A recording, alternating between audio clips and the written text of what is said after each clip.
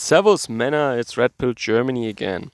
While many countries declared already their Freedom Day or they never had drastic rules and health measures like we have in Germany to begin with, or they got rid of them earlier at least, we in Germany here, we do things a little differently. Our media and our political class, they are trying to make people believe that now the risk is higher than ever before, and this is a critical point, and we need to do something. Yeah, so it's like we have a word called Geisterfahrer in German, and that means if you're on a street, on an autobahn, for example, where there is only one direction allowed, not like on a federal road where you can, you have a right lane and on the left lane people drive in the other direction. No, you have on the autobahn you can only go right, you can only drive on the on one side in one direction, and there is some structure in between that doesn't allow you to cross lanes to where there is traffic coming your way. And sometimes people go on the autobahn in the wrong direction. They use the exit as an entrance, basically. That sounds more horrible. Well, it is horrible, but not in that way, at least. Yeah, using the exit as an entrance, right? And then you are the one who goes against the traffic, and then when they are maybe a little bit confused people, they are thinking, hey, what is wrong with all these people? Why are they all going into the wrong direction? Seriously, something must be wrong today. And that is how Germany is right now, a Geisterfahrer. It means ghost driver. Anyway, so I don't know, maybe you have expressions for that in your language too. You can post that down below. So we are a little bit going against the general trend right now in that area of life or politics. And I want to summarize quickly where we stand now and where we might go soon. So as I indicated in a previous video, the legal framework for all these infringements of our rights and all these measures, that has expired now, and there is a new law that took its place. And now, like it was before, it is the federal states that have authority now once again over all these measures. It is the federal, the parliaments of the federal states. They must decide now if there is a so-called hotspot or not, and then they can impose all the restrictions that we have had so far. And beyond that, the federal states can only impose very limited restrictions, and they call that the basic protection package, or the Basisschutz, or something like that. And that is just a new term they invented so that they can, even though there is no legal framework for it, there is a new law now, but they can basically prolong this forever. And this is what that means. So a basic package, like masks in certain buildings, like hospitals and care facilities for the elderly, that they can impose at any time. They don't have to, but they can implement these rules. And beyond that, the more restrictive ones, the state parliaments can do that at any time when they think that there is some new dangerous situation of the infectious nature.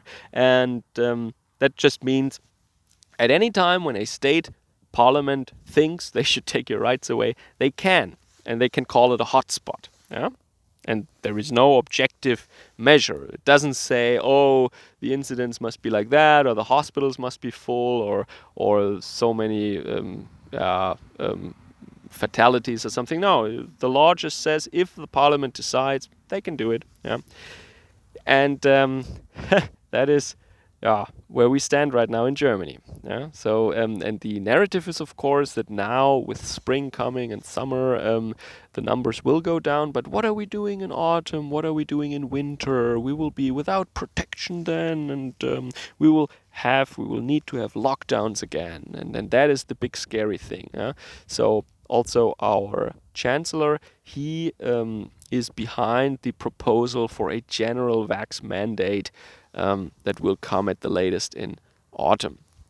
And as I said before, there are these self-organized groups of parliamentarians in our federal parliament now, in the Bundestag, and they worked out these proposals. And one of them, I repeat it once more, is general vax mandate from the age of 18 for everyone, then from the age of 50, so just for older folks, and then nothing at all. And there are two proposals, I think, because one is from the AfD and one is from all the other parties, because they cannot possibly join into a initiative or have a joint proposal with the AfD.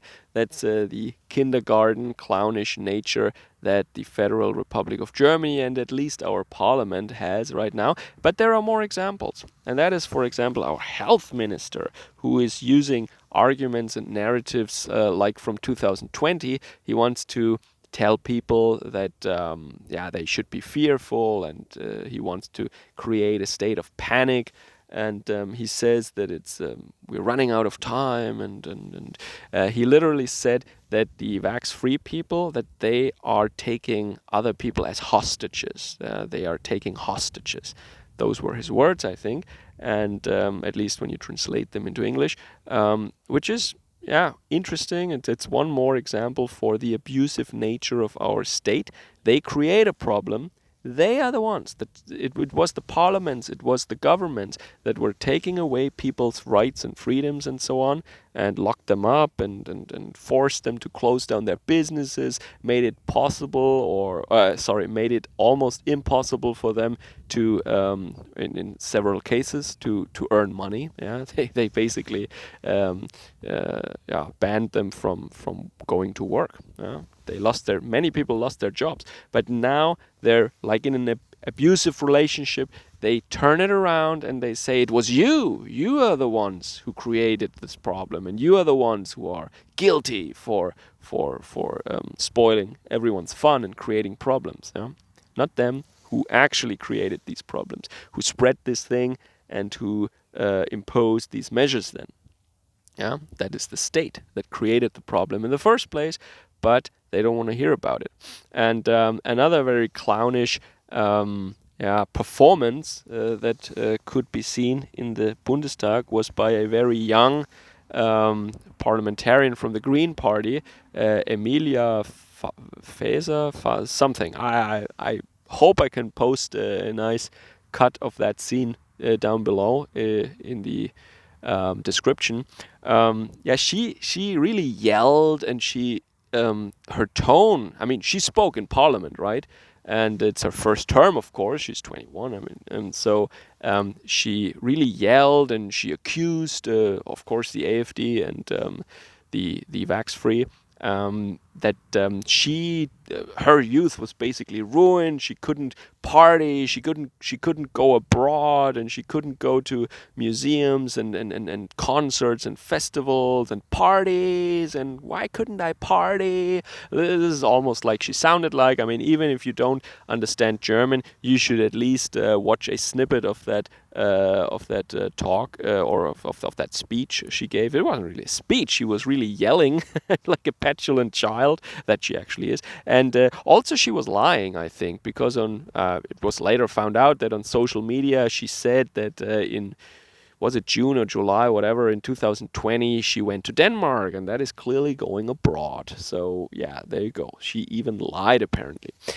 Yeah, and that is where we stand right now, and in the beginning of April there should be a vote in Parliament on these proposals. At the moment it looks like none of these proposals really has a majority, but a lot of things can still change until then.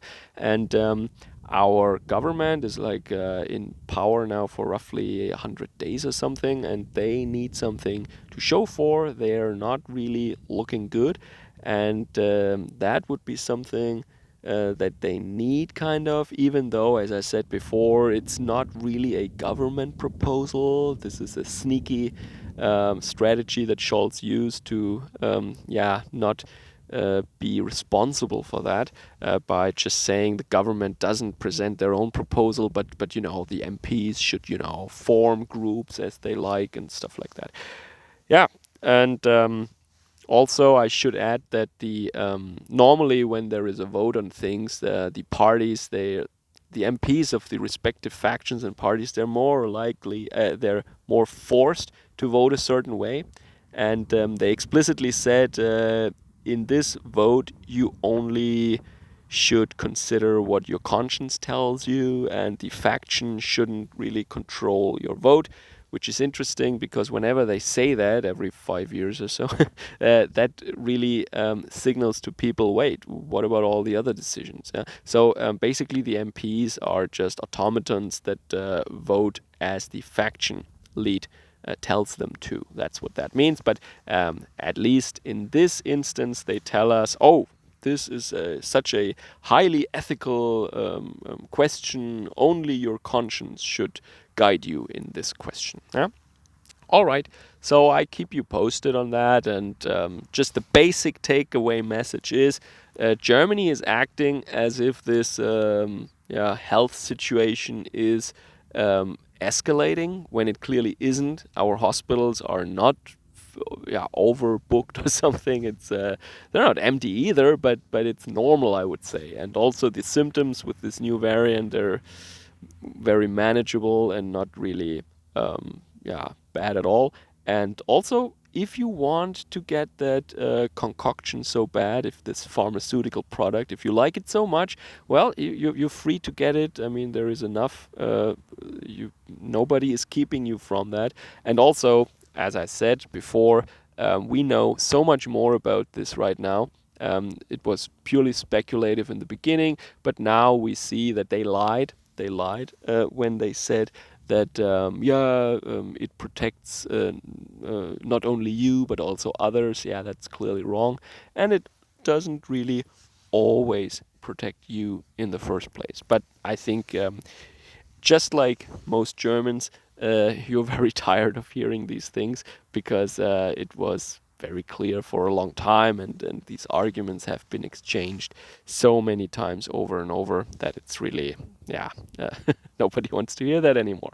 Anyway, but the really important thing is, will Germany be getting this vax mandate, and will people be forced or fined or whatever in autumn then when the government decides that now we want to enforce this thing?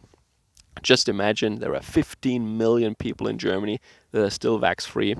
And if only 5 million or 10 or whatever would get it when it becomes mandatory, and that means there are still millions of people that should, get fined or whatever. And, who should do that then? Police or some kind of admin staff? I don't know. Yeah, that's another technical question that will be very interesting.